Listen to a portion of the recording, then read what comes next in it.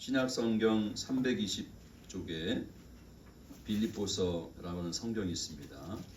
2장 1절부터 11절까지의 말씀을 함께 나누겠습니다.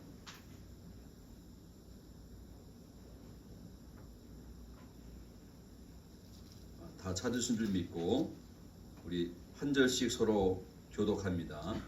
제가 1장 1절 있습니다. 2장 1절 읽겠습니다. 그러므로 그리스도 안에 무슨 권면이나 사랑의 무슨 위로나 성령의 무슨 교제나 긍휼이나 자비가 있거든 마음을 같이하여 같은 사랑을 가지고 뜻을 합하며 한 마음을 품어 아무 일에든지 다툼이나 허영으로 하지 말고 오직 겸손한 마음으로 각각 자기보다 남을 낮게 여기고 각각 자기 일을 돌볼 뿐더러 또한 각각 다른 사람들의 일을 돌보아 나의 기쁨을 충만하게 하라. 너희 안에 이 마음을 품으라. 곧 그리스도 예수의 마음이니 그는 근본 하나님의 본체시나 하나님과 동등됨을 취할 것으로 여기지 아니하시고 오히려 자기를 비워 종의 형체를 가지사 사람들과 같이 되셨고 사람의 모양으로 나타나사 자기를 낮추시고 죽기까지 복종하셨으니 곧 십자가에 죽으심이라. 이러므로 하나님이 그를 지극히 높여 모든 이름 위에 뛰어난 이름을 주사 하늘에 있는 자들과 땅에 있는 자들과 땅 아래에 있는 자들로 모든 무릎을 예수의 이름에 꿇게 하시고 다 같이 모든 입으로 예수 그리스도를 주라 시인하여 하나님 아버지께 영광을 돌리게 하셨느니라. 아멘. 이식 받아야 할 마음이란 제목으로 함께 은혜를 나누겠습니다. 이제 다음 주면 1년 52주 마지막 주가 이제 기다리고 있는데 달력을 보면서 주보를 보면서 한 주마다 하나님 앞에 이렇게 예배를 드릴 수 있다는 이 환경과 또 건강을 허락해 주신 것에 너무 감사한 것 같아요. 물론 오늘은 또 여러 가지 있으시고 또 병원에 입원한 분도 계셔서 같이 예배를 참여하지 못한 것도 아쉬운 마음이 있겠지만 한 주 한 주 예배를 드리다 보니까 이제 52주를 앞두고 있는 이 시점에 정말 우리의 힘으로 할 수 없고 우리의 노력으로 할 수 없고 오로지 하나님의 도우심에 그 은혜에 힘입어서 우리가 52주 1년 예배를 또 주중에 공적인 예배 또 새벽 기도회 모두 하나님의 은혜이고 돌보심의 결과가 아닌가 싶습니다. 다가오는 2025년에도 모든 예배에 모두가 참여하여 하나님의 기쁨과 또 은혜를 많이 받는 여러분의 건강과 환경 평탄한 생업 되시기를 주님 이름으로 축원합니다. 네. 오늘 빌립보서는 사도 바울이 기록한 말씀으로 복음 전파의 열정을 가진 그런 말씀의 한 부분이 시작하고 있습니다. 그런데 한 가지 빌립보 교회에 이 복음의 열정에 걸맞는 교회의 일치와 연합이 있어야 할 것인데 몇몇 사람만 또 몇몇 공동체만 그렇게 일치되는 모습을 보였을 때 사도 바울이 교회 연합에 대해서 교회 일치에 대해서 강조하는 그런 말씀이 한 부분이 오늘 우리가 읽어본 본문 가운데 있습니다. 특별히 교회 연합이나 교회 성도들의 일치에 대해서 여러 가지 교제도 있고 전도도 있고 예배도 있지만 그 가운데 중요할 본분이 있는데 거기에 바로 그리스도 안에서의 권면이라는 것입니다. 권면은 우리 곁으로 부르다 그런 뜻이 있는데 우리가 신앙생활 하다 보면 처음 시작하시는 분도 있고 또 신앙의 길을 가다 보면 여러 가지 어려움 가운데 있어서 또 낙심되기도 하고 또 시험에 들기도 할 때 우리는 교회 안에 또 교회 밖에 있는 그리스도인에게도 권면이라는 것, 그래서 책망하거나 믿음이 연약하다고 그렇게 볼 것이 아니고 바울 사도가 교회에 대해서 말한 것처럼 성령 안에서 하나님의 말씀으로 권면하고 또 하나님 말씀에 근거하여 사랑하는 이런 모습이 이 땅의 교회에 필요하다라고 말씀하고 있습니다. 또 두 번째는 뭐냐면 사랑의 위로라고 사도 바울은 권하고 있습니다. 위로라는 것은 설득하고 격려한다는 뜻이죠. 뭔가 어려움에 빠진 성도에게 굳이 교회 안에서뿐만 아니고 교회 밖에 있는 동료나 또 가족이나 그런 분들에게 사랑의 위로, 그래서 권면과 같은 개념인데 더 부드러운 말로 또 어찌 보면 영적으로 약간 믿음이 떨어져 있는 그런 가운데 있는 성도들에게 연약한 성도들에게 주님의 사랑으로 주님의 말씀으로 위로하는 것이 교회의 일치를 이루는데 중요한 요건 중에 하나다라고 말씀하고 있습니다. 또 하나는 뭐냐면 성령의 교제다라고 합니다. 성도들이 가져야 할 아주 중요한 요건이죠. 성령의 교제. 우리가 예배 후에 그날 말씀을 가지고 교제하고 은혜를 나누는데 거기에는 인격적인 교제 또 마음을 나누는 교제가 필요한데 거기에 성령의 교제가 돼야지, 성령 안에서 이루어진 교제가 돼야지 인본적인 대화나 세상적인 관심거리를 가지고 있다면 전혀 위로가 되거나 교회 일치에 도움이 안 됩니다.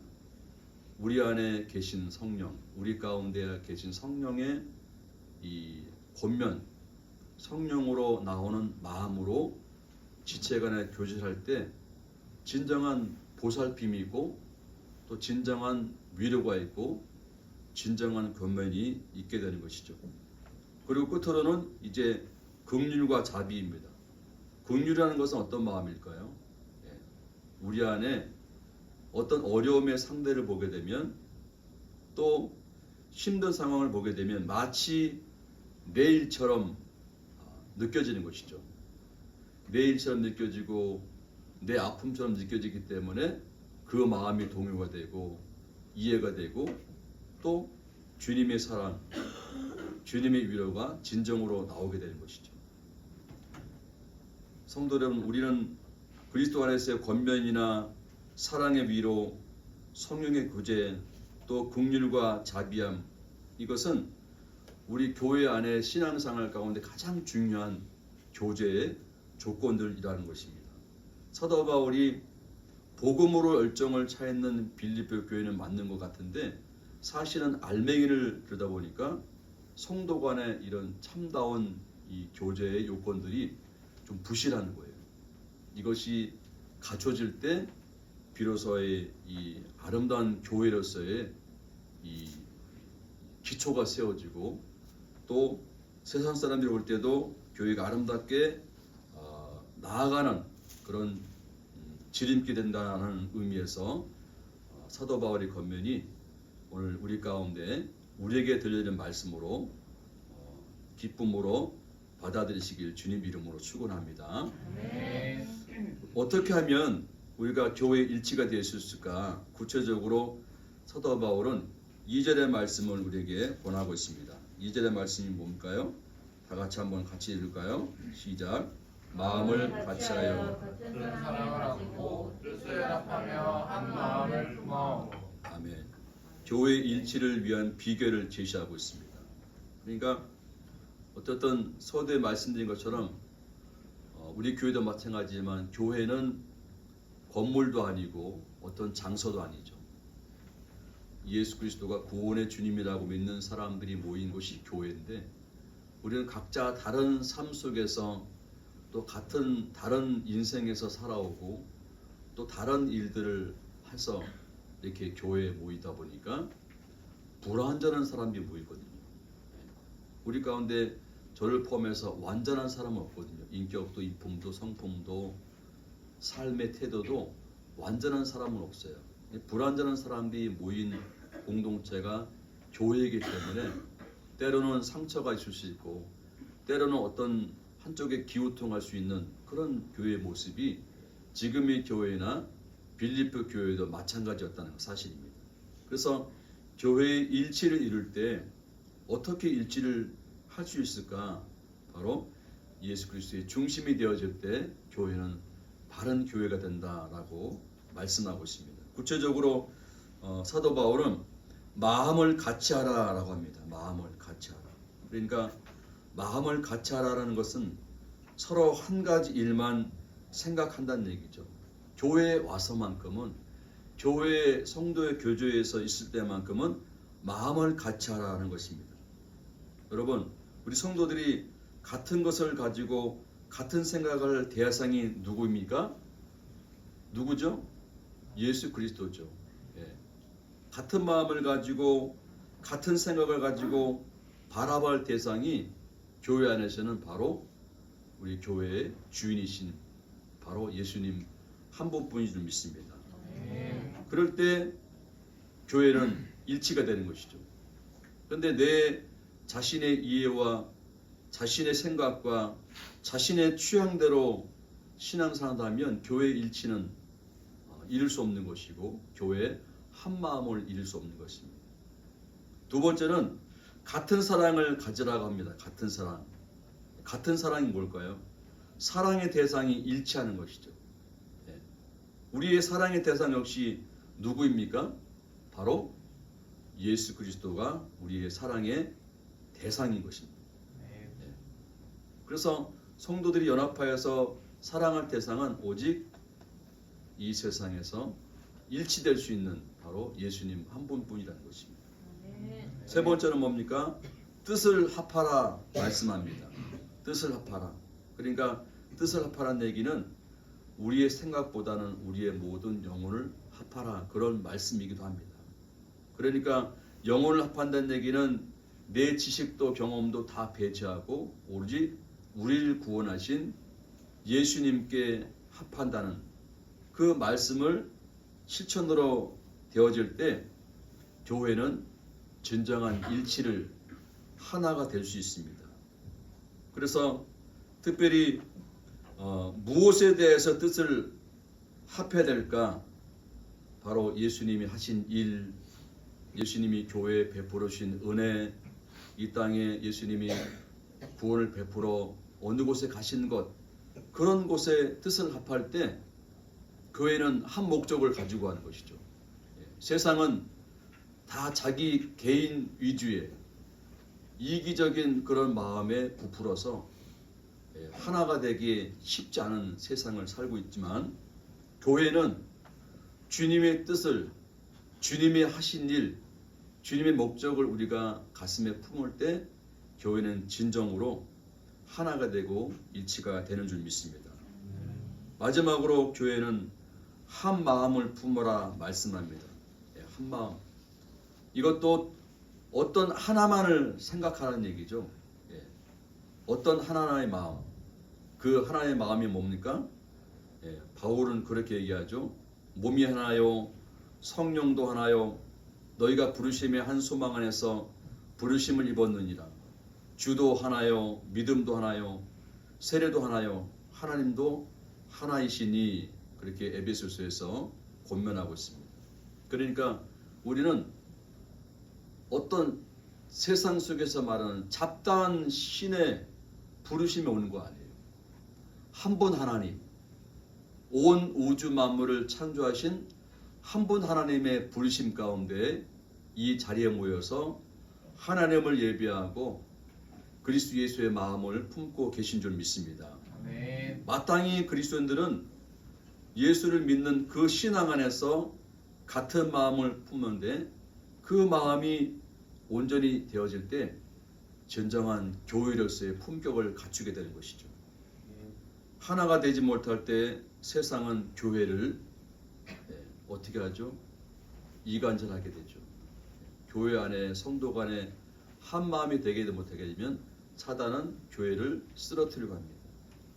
허점이 보이게 하고 상처를 드러내게 하고 감싸지 못하는 그런 것을 보이게 하죠. 그러나 같은 마음을 품고 하나만을 바라볼 때 교회는 온전한 일치가 되어지는 것이죠. 특별히 교회 일치에 대해서 구체적으로 우리 성도들이 가지할 덕목, 가지할 어떤 품격에 대해서 사도 바울은 3절 4절을 특별히 강조하고 있는데 우리 빌립보서 2장 3절 4절 말씀을 같이 한번 뜻을 헤아리며 읽기로 합니다. 시작. 아무 일에든지 다툼이나 허용으로 오직 겸손한 마음으로 각각 자기보다 남을 낮게 여기고 자기를 돌볼 뿐더러 또한 각각 다른 사람들의 일을 돌보아 나의 기쁨을 충만하게 하라. 아멘. 이 빌립보서의 말씀 기쁨이라는 그런 단어가 많이 들어가고 있는데 그 박사학위 신학 박사학위 신학에 있어서 박사학위를 하나님을 우리가 어떻게 알아요? 그래서 신학 박사는 원래 없어요. 그래서 철학 박사를 통해서 박사학위를 주는데 이 성경의 이제 어떤 구절들을 또 성경의 어떤 말씀들을 가지고 이제 세상에서 어떻게 살아갈 것이냐, 사회에 어떤 유익을 끼칠 것이냐라고 하는 그런 논문들을 많이 발표해서 그 논문이 통과되게 되면 이제 뭐 실천신학 박사학위나 또 역사신학 박사학위나 학위를 받게 되는데 빌립보서의 말씀을 많이 연구를 하고 또 학위를 받는데 이렇게 인용을 하기도 하거든요. 그러니까 여기 특별히 그 본문 2장의 말씀이 굉장히 신학적으로 중요한 메시지가 많이 들어가 있는 그런데 굉장히 그 말씀이 어렵지 않은 그런 말씀이라는 얘기. 특별히 이 본문에서 교회의 일치를 성도의 교제를 원하는 성도들에게 덕목이 필요한데 덕목은 정말 갖춰야 할 그런 덕목들인데 뭐냐면 아무 일에든지 다툼을 피하라 라고 합니다. 다툼. 교회 안에서는 서로 의견이 다를 수 있고 또 살아온 이 방식이나 또 연령 차이나 이런 것들 때문에 혹여나 의견 충돌로 인해서 다툼이 있을 수 있거든요. 그러니까 다툼이 왜 생기는 겁니까? 다른 사람보다 나 자신을 먼저 내세우기 때문에 내 생각을 주장하기 때문에 다툼이라는 것이죠. 그러나 다른 사람의 의견은 다른 사람을 나보다 높게 여겨줄 때 다툼은 일어나지 않은 것이죠. 그래서 내 생각보다는 지체간의 생각을 더 들어주고 높여줄 때 이 다툼은 교회 안에서 사라지게 되는 것이죠. 또 한 가지 성도의 덕목을 얘기할 때 허영으로 하지 말라. 허영이라는 것이 무슨 뜻일까요? 알맹이 없는 영광이라는 얘기죠.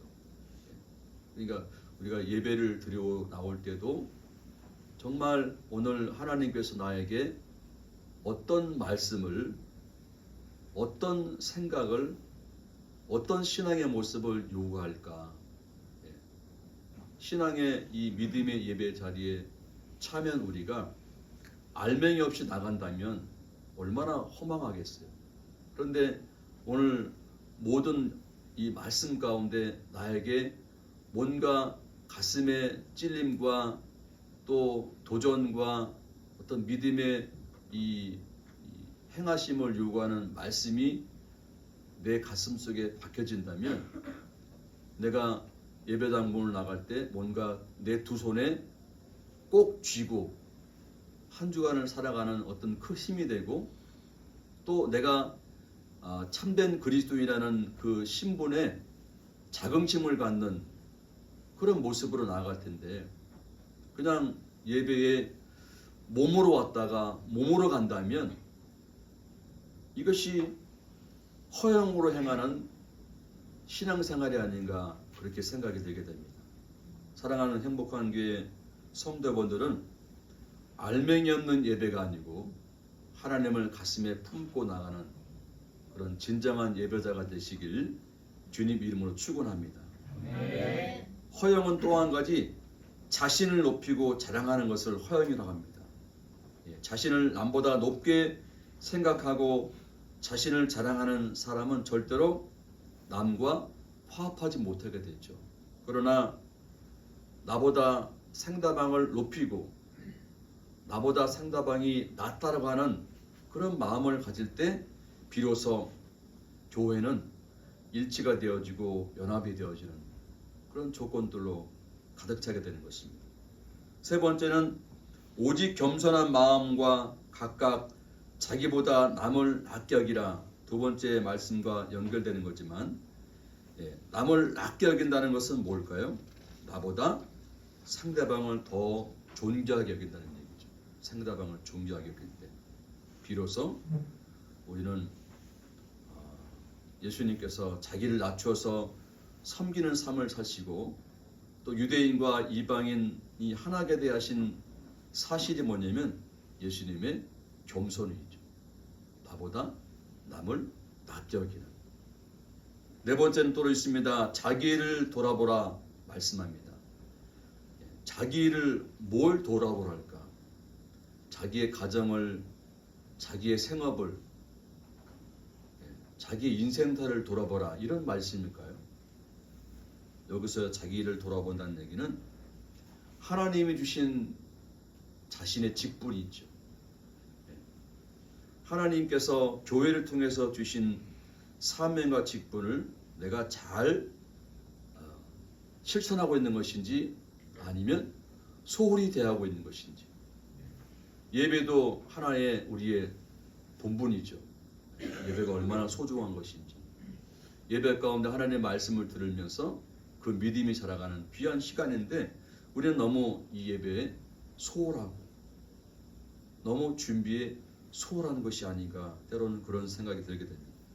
자기를 돌본다는 것, 자신의 신앙의 상태가 어디에 와 있는가, 나의 신앙의 상태는 하나님이 기뻐하시는 그런 요소가 보이는가.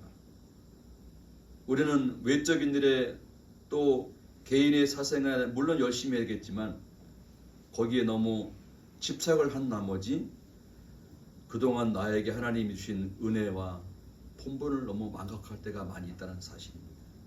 사랑하는 성도 여러분, 올해 가기 전에 자신의 신앙의 상태를 하나님이 주신 본분을 잘 돌아보고 새해는 좀 더 충성된 우리 모든 주의 일꾼들 되어지길 주님 이름으로 축원합니다. 네. 끝으로는 바울은 다른 사람의 일을 돌아보라 그렇게 권면합니다. 교회가 화합을 이루게 되고 자기 일에 충실하면 한 걸음 더 나아가서 다른 사람의 일을, 다른 사람의 형편을 돌보게 됩니다. 갈라디아서 6장에 보면 너희가 짐을 서로 지라 그리하여 그리스도의 법을 성취하라 라는 말씀이 있습니다. 교회는 하나의 영적인 공동 운명체죠. 이 한 사람 한 사람 또 영적으로 세워져 가고 삶에서 풍성한 삶을 산다는 얘기는 나 하나만, 나 가정 하나만 잘 돼서는 안 되는 것이죠. 우리 교회 모든 지체가, 자녀들이 생활 가운데 모두 잘 되어질 때 우리는 서로 기쁨을 나눌 수 있고 또 어떤 끈끈한 이 성도의 교제가 이루어진 것이 아닌가. 그래서 우리는 다른 사람의 일을 돌볼 줄. 우리 이란 장로님이 허리 척추에 시술을 해서 병원에 입원해 계시잖아요. 우리는 어떻게 되죠? 전화 한 통해서 문자 한마디에서 잘 치료되기를 기도한다. 이것이 뭐죠? 돌아보는 거예요. 오늘 누가 예배를 못 나왔나, 무슨 사정이 있나, 이런 것도 예배 후에 목회자가 꼭 전화 신방하는 것도 중요하지만 옆에 안 보이는 지체간에 무슨 일이 있는지 관심 못 보이는 게 뭐예요? 돌아보는 거예요. 이것이 진정 교회의 덕목이고 성도의 덕목인 줄 믿습니다. 그래서 이런 앞에서 말씀드린 성도의 교제나 교회 일치나 성도의 덕목이 우리에게는 그런 가득한 마음이 사실은 많이 부족합니다. 그래서 사도 바울은 성도의 교제나 교회 일치나 또 성도들에게 있어야 할 덕목을 우리 스스로 할 수 없으니 제가 제목을 정한 것처럼 그 마음을 이식받아야 되는 거예요. 그 이식받아야 할 마음이 무엇입니까? 5절 말씀을 같이 한번 읽어보겠습니다. 오늘 본문 2장 5절 말씀 다 같이 시작. 너희 안에 이 마음을 품으라. 곧 그리스도 예수의 마음이니. 네. 여러분, 우리가 요즘 시대가 발전해서 장기의 한 부분이 손상되고 사용할 수 없으면 그 장기를 이식받죠. 어려운 일이죠. 또 기증자가 있어야지 이식을 받을 수 있는데 뭐 각막 이식을 받는다든지 또 간 이식을 받는다든지 신장 이식을 받는다든지 굉장히 어려운 부분이거든요. 이식 받아야 할 그 장기가 그 기능을 상실하기 때문에 정상적인 장기를 이식받아서 그 재기능을 할 수 있도록 하는 의료 행위가 바로 장기 이식 수술이죠. 오늘 앞에 성도의 교제나 교회의 일치나 성도의 동목이 우리 스스로는 우리 힘으로는 많이 불가능합니다. 그래서 우리는 어떤 마음을 이식받아야 할까요? 바로 예수 그리스도의 이 마음을 이식받아야 할 줄 믿습니다. 함께 고백할까요? 예수 그리스도의 마음을 이식받아야 됩니다. 그 마음이 사도 바울은 구체적으로 겸손한 마음이라고 이야기를 해요. 겸손한 마음. 앞에 있는 말씀들의 어떤 이 일치되고 연합되어지는 그런 말씀이라고 볼 때 예수님의 마음은 겸손한 마음입니다. 예수님 본래 하나님이시죠. 이 땅에 오늘 말씀처럼 보면 근본 하나님의 본체시나 하나님과 동등됨을 취할 것으로 여기지 아니하시고 오히려 자기를 비워 종의 형체를 가지시고 사람들에게 같이 되셨고 사람의 모양으로 나타나사 자기를 낮추시고 죽기까지 복종하셨으니 곧 십자가에서 죽으십니다. 여기 여러분 겸손이란 단어가 도저히 저는 이해가 안 됩니다. 어떻게 이 모습을 우리가 그냥 한마디 겸손으로 표현할 수 있을까요? 예수 그리스도의 이 마음은 우리가 닮아가는 겸손이라는 것을 더 뛰어넘어서 거기엔 죽음이라는 것이 있고 죄사함이라는 것이 있고 정말 하나님이시지만 종의 형체를 가지시고 섬겼던 그 마음이 바로 겸손한 마음이죠. 그래서 마태복음 11장에 예수님 말씀하시죠. 나는 마음이 온유하고 겸손하니 나의 멍에를 메고 내게 배우라. 직접 말씀하십니다. 여러분 우리 예수님의 마음을 이식받아서 겸손한 마음으로 이 한 해를 보내고 뜻깊은 2025년을 맞이하시길 주님 이름으로 축원합니다. 또 한 가지 마음은 뭐냐? 그리스도 예수의 마음은 착한 마음입니다. 착한 마음이라고 표현한다는 얘기는 좀 그렇지만 제가 생각할 때 착한 마음은 그런 것 같아요. 병자를 찾아가시고 영혼을 구원하시고 굶주린 자들에게 먹을 것을 주시고 죽은 자를 다시 살리시고 이것은 사람의 관점으로 보게 되면 굉장히 착한 일이죠. 우리가 할 수 없는 일이지만 우리가 할 수 있는 일도 있거든요. 착한 일은 착한 마음을 지닌 사람들만 할 수가 있습니다. 따라서 우리 성도들도 착한 마음, 예수님의 착한 마음을 이식받아야 할 줄 믿습니다. 네. 사도행전 20장에 그런 마음이 있죠. 주는 것이 받는 것보다 복이 있도다. 주는 것이 받는 것보다 복이 있도다. 예수님은 그래서 고쳐주시고 가르쳐주시고 자기 생명을 죄인들에 내어주시고 성령을 선물로 주시고 천국의 영생의 영광까지 누리게 되는 천국 시민권을 우리에게 보장해 주신 줄 믿습니다. 네. 우리는 세상을 보면 어떻습니까? 빼앗으려고 자기 것만 챙기려고 자기 이익을 위해서는 얼마나 투쟁을 하고 있겠습니까? 그러나 우리 그리스도인들은 남에게 주는, 도와주는 그런 마음이 있어야 할 줄 믿습니다. 마지막의 마음은, 예수 그리스도의 마음은 하나님 아버지를 위한 고난을 두려워하지 않는 마음입니다. 하나님 아버지를 믿는 믿음의 길을 가는 동안 우리는 많은 어려움을 겪을 수 있죠. 질병의 어려움도 있을 수 있고, 또 물질의 어려움도 있을 수 있고, 또 예수를 믿는다는 그 이유 때문에 세밀하게 직장에서 어떤 공동체에서 눈총을 받거나 따돌림 받을 수 있습니다. 그런데 그것을 두려워하지 않는 것이 예수님의 마음이라는 얘기입니다. 예수 그리스도는 하나님 아버지의 뜻을 이루기 위해서 이 땅에 고난을 받는 것을 조금도 두려워하지 않은 그분이셨죠. 그래서 오늘 저는 여러분에게 2024년을 한 주 남겨주는 이 시점에서 정리할 마음들이 있는 것 같아요.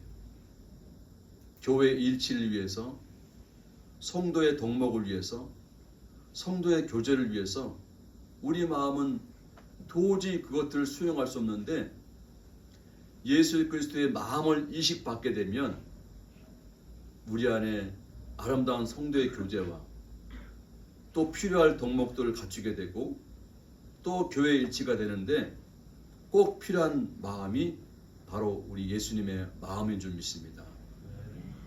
어떤 청년이 전쟁터에 나가서 그 나라를 위해서 열심히 싸우다가 한쪽 팔과 한쪽 다리를 잃게 되었어요. 고향을 가려고 하는데 도저히 그 몸으로는 갈 수 없어서 홀로 고향에 계신 어머니께 편지를 보냅니다. 어머니, 제 친구 군 동료 중에 가장 친한 동료가 있는데 그 친구가 전쟁 중에 한쪽 발을 잃고 한쪽 다리를 잃었습니다. 팔과 다리를 잃었으니 얼마나 불편하겠습니까? 너무나 불쌍하고 힘겨운 친구인데 제대 후에 돌아갈 고향도 없고 맞이할 가족도 없다고 들었는데, 혹시나 그 친구와 함께 제대해서 우리 집으로 데려가면 안 되겠습니까? 어머니 힘드시더라도 이해해 주시면 제가 그 친구를 잘 돌보겠습니다 라고 편지를 보낸 거예요. 그 편지를 받은 그 어머니는 어떻게 성한 몸도 아니고 한쪽 팔을 잃고 한쪽 다리가 없는 그 사람을 어떻게 집에서 돌볼 수 있겠느냐, 그렇게 어려움을 표하고 편지에 답장을 보냈습니다. 그 일은 어려운 것 같으니 다시 한번 생각해보고 오히려 사회복지나 정부에 도움을 청한 것이 낫겠다라고 하는 답장의 편지를 보냈습니다. 며칠 후에 군에서 이제 전보가 왔어요. 당신이 어머니에게 보냈던 그 편지의 내용에 한쪽 다리와 한쪽 팔을 잃은 그 사람이 어머니의 아들입니다 라고 했다는 얘기예요. 자신은, 그 아들은 어머니에게 직접적으로 자기가 팔을 잃고 다리를 잃었다고 사실대로 얘기 못하고 돌려서 얘기를 한 거죠. 혹시 어머니가 내가 고향으로 이런 몸을 가게 되면 나를 받아들이고 나를 위하여 헌신할 수 있는 그런 마음이 있을까라고 편지를 미리 보냈지만 그 자식을 사랑하는 어머니를 우리는 알죠. 부모님의 자식에 대한 사랑을 얼마나 귀하고 높습니까? 예. 그것을 저는 어떻게 왜곡되려고 하는 그런 말씀이 아니고 어머니와 같이 따뜻하고 어머니와 같이 아무것도 조건을 요구하던 그 어머니의 마음조차도 사실은 현실로 나타났을 때 그 한쪽 다리를 잃고 한쪽 팔을 잃는 그 사람을 돌볼 수 있는 마음이 아니라는 얘기죠. 그래서 그 아들이 어머니의 그 마음을 알지만 현실 가운데 어머니가 그 사랑하는 친구들 받아줄 수 없다는 그 마음이, 그 상태가 본인인데 내가 이런 상태에서 고향으로 돌아가게 되면 얼마나 어머니께서 힘드실까라고 해서 스스로 목숨을 끊었다고 전보가 온 거예요. 여러분, 이렇게 우리는 아주 헌신적이고 아무것도 요구하지 않고 사랑만을 강조하는 어머니와 같은 사랑의 마음도 액면 그대로 현실 가운데 놓여지는 그 사실 앞에 무너진 것이 인간의 마음이라는 얘기죠. 뭐 그것보다 더 소소한 이 사건 사고들이 우리 가운데 가정에서, 교회에서, 직장에서, 어떤 공동체에서 있을 수 있겠지만 예수님의 이 마음이 아니고서는 진정으로 누구를 이해할 수 있거나 포용할 수 있거나 도울 수 있거나 불쌍한 마음만 가지거나 착한 일을 할 수 없는 것이 우리의 마음인 것이죠. 비약하는 것이 아니고 우리는 그런 마음의 소유자인 것입니다. 그래서 2024년을 보내는 이 즈음에 저는 그런 마음이 드는, 이 목회자도, 저 같은 목회자도 여러분을 다 일일이 포용하고 사랑하고 긍휼하고 또 가르치고 위로하는 그런 마음이 소유자가 되어야 될 텐데 불구하고 그렇지 못한 것에 대해 너무 제 자신이 초라하고 제 자신이 너무 보잘것없는 거예요. 그래서 말씀을 보다가 빌립보서 이 바울의 권면의 말씀을 보니까 내가 이식받아야 할 마음이 예수님의 마음이구나.